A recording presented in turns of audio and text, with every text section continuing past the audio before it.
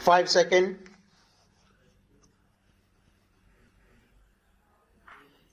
Start. Sir, I would like to make a few observations so that the Honorable Minister will make a note about the way in which these institutions are being run.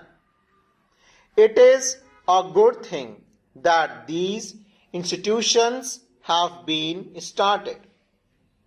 But at the same time, we are suffering from lack of coordination in regard to our technical education. We have certain institutes like the Polytechnic, etc., under the Scientific Research and Cultural Affairs Ministry, and they are run through the state governments. Then there are the engineering colleges under the university, and thirdly, sir, trade technical education is imparted by the Central Labour Ministry at the state level.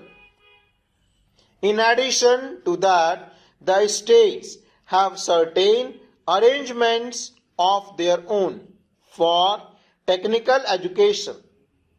I feel that there is no effort at coordination, and that leads to a good deal of confusion.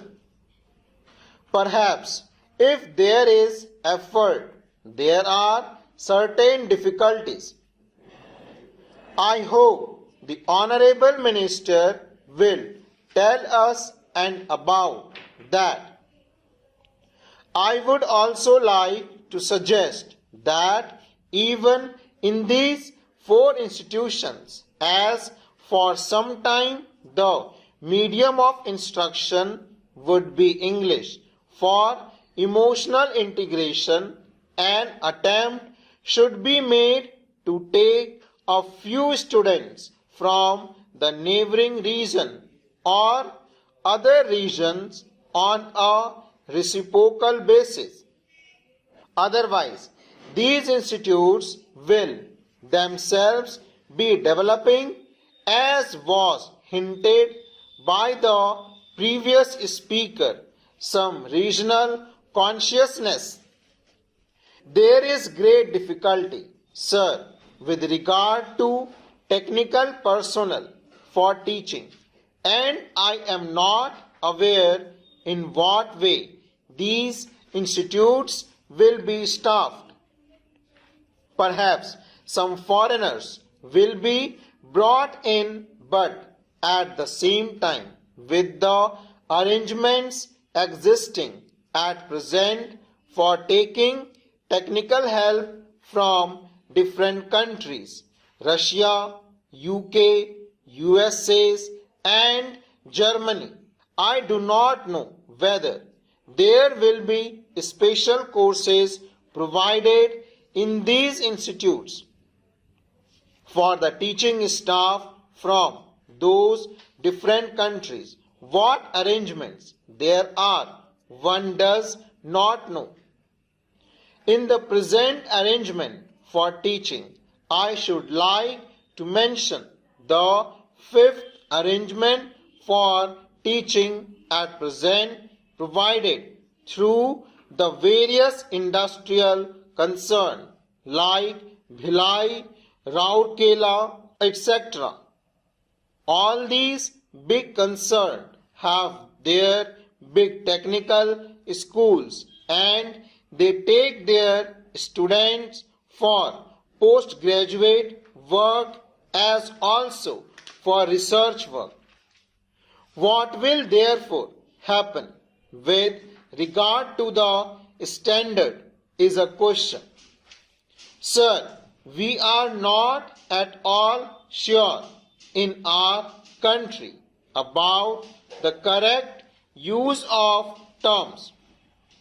I would, for instance, mention here the word polytechnic. There have one school, and even if there is arrangement for starting another subject, no effect is made, and no sooner they feel they should give guarantee of some sort of technical education without proper inquiries with regard to the possibilities for employment and the various mineral resources, etc., and the basic education that should enable the students to enter the polytechnic to have training where it is available. These polytechnics are started. Similarly, there is some confusion about the use of the word university. We have the Roorkee University for one subject, viz. Engineering. So, it seems there is going to be one university for one faculty. We have one music university also in Madhya Pradesh.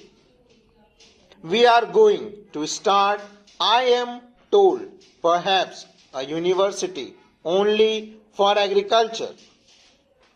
So, if these institutes are there, which term seems to be really the appropriate word in place of these one faculty university, I think the Honorable Minister should take the initiative in determining what should be the exact connotation of these terms. Otherwise, one day, as was pointed out, there will be perfect confusion. There comes also the question of the recognition of the degree given by these institutes. Of course, if the training with the special faculties available and the specially recruited staff available is of a high standard, naturally people would be very anxious to recruit the people who have passed out from there. In the beginning, there will not be any trouble with regard to making use of the graduate turned out of from there. But the question of recognition has to be decided on certain principles, and those principles should be laid down and followed from the beginning. Now, I would like also to mention the question about scholarships. It was pointed out that certain scholarships, especially to the children of the working class, should be given. I would like to point out here that there is already provision for that, and it is not something new. What I would like to stress is that scholarships should be in large numbers. The scholarships do not seem to be adequate for the rising standard of living and the cost of living. The scholarships that are given do not meet half the need. There is yet another matter which the Home Ministry is the proper person to inquire about and that is the merit scholarships that are available in different states to students for technical subjects or to other students who pass with very high marks are not given by the states if they read outside the state, full stop.